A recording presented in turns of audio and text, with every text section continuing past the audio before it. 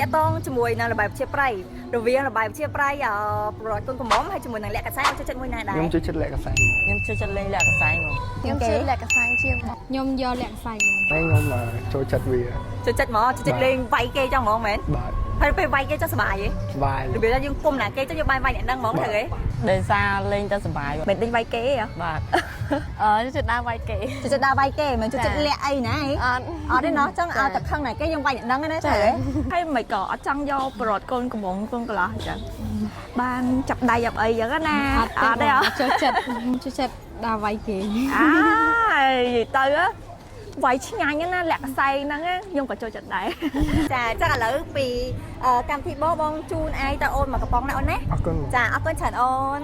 ភេសជ្ជៈអាយជូនអូនមួយកំប៉ុងយេភេសជ្ជៈអាយជូនអូនចាអរគុណបងអរគុណអូន